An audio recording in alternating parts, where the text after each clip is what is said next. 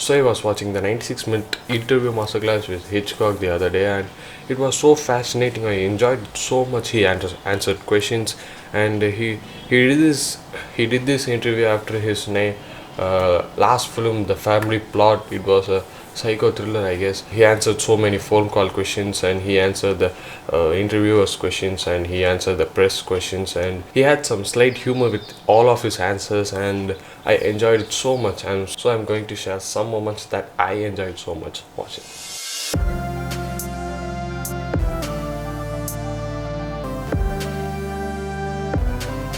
So there was no improvisation on the sets. He talks about why he doesn't improvise on sets, because everything is on paper, and the only job the director has to do is tell the actor if he's doing something wrong. And the interviewer asks him why he doesn't improvise on set, and he answers that if I want to improvise, I can improvise in my home or my office where there is no interference or anything. That's all. Don't you ever improvise on the set while you are shooting? And I say, certainly not.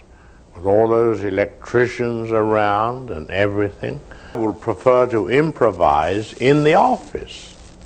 It's a little cheaper anyway, isn't it? It's cheaper and it's quieter. Or musicians are allowed to put their composition down on paper. Architects can put a building on paper. So why not a film? And the second moment that I love most is he talks about how he writes his scene, what to write, what not to write, how to write a scene, how he writes a scene. Watch it. You can't, it's no good for a motion picture putting down on paper, he wondered. Because how do you photograph wondering? What goes on paper is a description. Going back to, as I said, how he came through the door.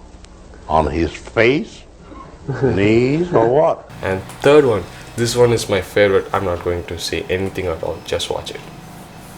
Occasions with actresses, for example, who came to me extremely tearful and complaining they weren't being directed. So I said, well, I don't direct. There's the script. We put the film down on paper. The only thing I have to do with you is to tell you when you are doing it wrong. In this part, he talks about suspense, how he writes suspense scenes, how to feed an audience with suspense, and how much information you should give to the audience, how much not.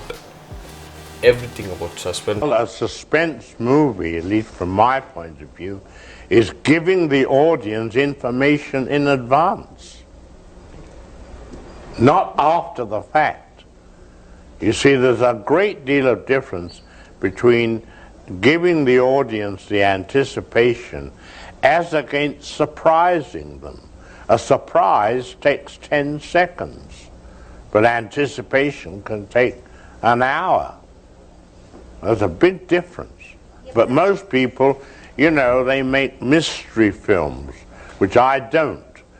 I call them mystifying films. Yes. This last part, he talks about writing, his stories, how much time he takes to write a story, a dialogue, a screenplay, everything. And he talks, and what I love the most is he talks about literature. How to take a story and convert it into a movie, how much to take, how much not to take.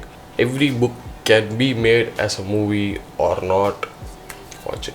Do you ever consciously kind of put in Hitchcock themes or touches to the I original read the work? book twice, perhaps, and never look at it again, and start from scratch. Because if you look at a book and you try to translate it, it's very hard to do. Good literature does not make good pictures. So these were my 5 moments that I enjoyed most in that interview. So I'll link the whole video down below, so watch it and you'll enjoy the most. And I learned something, and if you learned something, comment it down below. So I guess this is the second video of the 7 video series. I will be releasing all the videos in coming days. So thanks for watching.